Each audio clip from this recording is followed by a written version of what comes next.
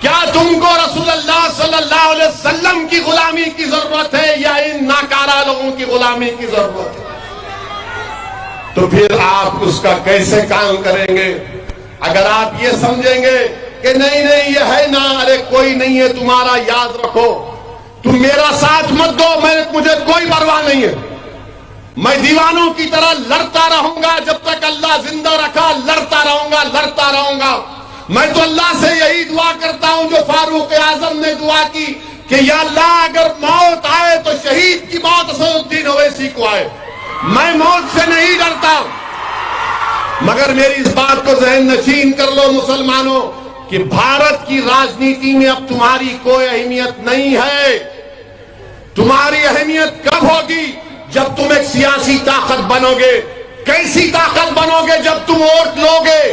تم تو ایک اے ٹی ایم کی مشین بن چکے، کانگریس کے لیے، جے ڈی ایس کے لیے، بی جے پی کے لیے، یہ ڈرا کر تم کو ووٹ حاصل کر رہے ہیں۔ آپ کو کیا مل رہا ہے بتاؤ میرے کو؟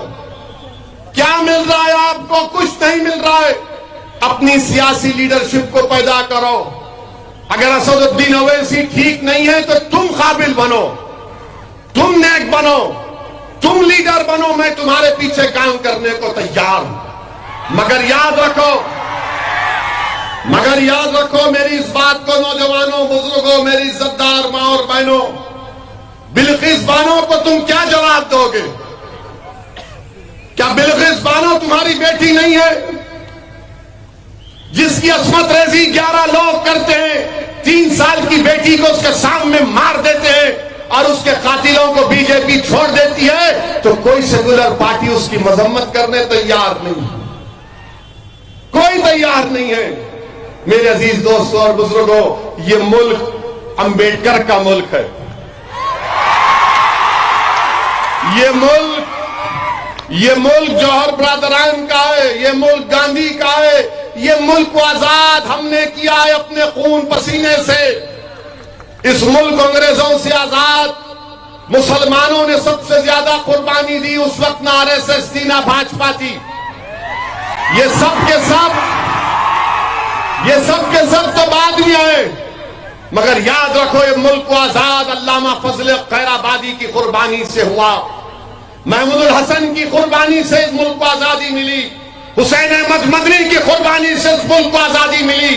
اس ملک کو آزادی صرف یہ 1925 کے بعد جو لوگ آئے نہیں، جنہوں نے پسینہ بہایا وہ ہیرو بن گئے، جنہوں نے خون بہایا وہ زیرو بن گئے۔ ہے اور رہے گا انشاءاللہ تعالی۔ یاد رکھو مسلمانوں، میری بات کو یاد رکھو مسلمانوں، اب اس ملک کی سیاست میں مسلمانوں کی کوئی سیاسی اہمیت نہیں رہی۔ اگر یہاں پر کوئی بیٹھنے والا کانگریس پارٹی کا ہے یا پھر کوئی جنتا دل کا ہے یا کسی اور پارٹی کا ہے تو میں تم کو اپنے بھائی کے طور پر کہہ رہا ہوں تو تمہاری کوئی عزت نہیں ہے ان پارٹیوں میں، یاد رکھو تمہاری کوئی عزت نہیں ہے۔ تمہاری عزت صرف اتنی ہے کہ تم الیکشن کے وقت ان کے لیے ووٹ ڈالو۔